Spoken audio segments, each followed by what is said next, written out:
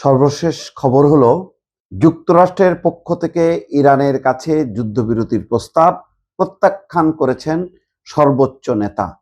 ইরানি কর্মকর্তা বলছেন, সর্বোচ্চ নেতা মানে মোস্তফা খামেনি। বুঝতেই পারছেন, আয়াতুল্লাহ আলী খামেনির পুত্র কখনোই ক্ষমা করবে না যুক্তরাষ্ট্র এবং ইসরায়েলকে।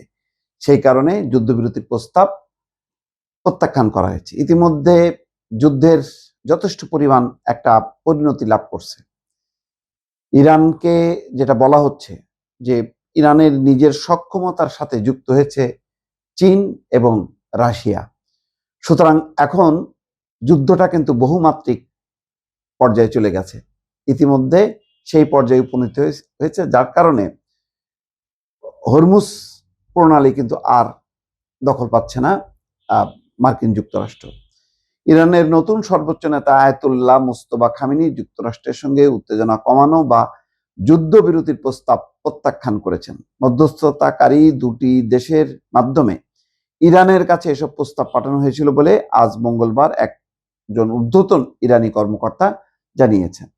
প্রয়াত সর্বোচ্চ নেতা আয়াতুল্লাহ আলী খামেনির দ্বিতীয় ছেলে মুস্তফা খামেনি সম্প্রতি সর্বোচ্চ নেতা হিসেবে দায়িত্ব গ্রহণ করেছেন। ওই কর্মকর্তা বলেন, নিজের প্রথম পররাষ্ট্রনীতি বিষয়ক অধিবেশনে মুস্তফা খামেনি যুক্তরাষ্ট্র এবং ইসরায়েলের বিরুদ্ধে প্রতিশোধ নেওয়ার বিষয়ে অত্যন্ত কঠোর এবং অনমনীয় অবস্থান দেখিয়েছেন। তবে ওই বৈঠকে তিনি সশরীরে উপস্থিত ছিলেন কিনা তা ওই কর্মকর্তা নিশ্চিত করতে পারেননি। বাবা আয়াতুল্লাহ আলী খামেনির ইসরায়েল এবং মার্কিন হামলায় নিহত হওয়ার পর মুস্তফা খামেনিকে ইরানের সর্বোচ্চ ধর্মীয় নেতা নির্বাচিত করা হয়। দেশটির অ্যাসেম্বলি অফ এক্সপার্টস তাকে এই পদে নির্বাচিত করেছে। ইরানের রেভলিউশনারি গার্ড কোর মুস্তফা খামেনিকে অভিনন্দন জানিয়েছে।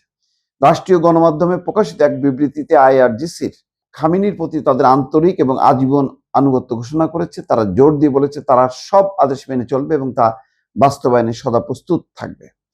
তাহলে দর্শক বুঝতেই পারছেন যে এখন কিন্তু টনক নড়ছে, যখন যুদ্ধটা বহুমাত্রিক পর্যায়ে চলে গেছে এবং ইরানের ক্ষেপণাস্ত্র হামলার সক্ষমতা যখন দিনকে দিন বাড়ছে এবং পেছন থেকে যখন কি চীন এবং রাশিয়া পূর্ণ সমর্থন দিচ্ছে নানাভাবে, তখন কিন্তু এখন আমেরিকার টনক নড়েছে বলা যায়। যার জন্য কোন দুটি দেশের পক্ষ থেকে বা দুটি দেশের মাধ্যমে মধ্যস্থতাকারী সেই দুটি দেশ কি মধ্যপ্রাচ্যের কাতার বা আরব আমিরাত, সৌদি আরব, নাকি চীন এবং রাশিয়া, তা এখনো স্পষ্ট হয়নি। তবে এই পর্যায়ে যে যাবে এটা বোঝাই যাচ্ছে, কারণ আস্তে আস্তে ব্লক হয়ে যাচ্ছে, সমস্ত অর্থনৈতিক সংকট তৈরি হচ্ছে, বিশ্বব্যাপী একটা উত্তেজনা তৈরি হচ্ছে এবং এই পর্যায়ে যাবে যুদ্ধ এবং দীর্ঘস্থায়ী একটা যুদ্ধের দিকে যুক্তরাষ্ট্র জড়াবে, এটা যুক্তরাষ্ট্র কখনোই চায়নি এবং সে কারণে হয়তো বের হয়ে আবার পথ খুঁজছে। কিন্তু ইরান এখন খুব সহজে বের হতে দেবে কিনা এই যুদ্ধ থেকে যুক্তরাষ্ট্র এবং ইসরায়েলকে, এইটা এখন প্রশ্ন সাপেক্ষ বিষয় দর্শক।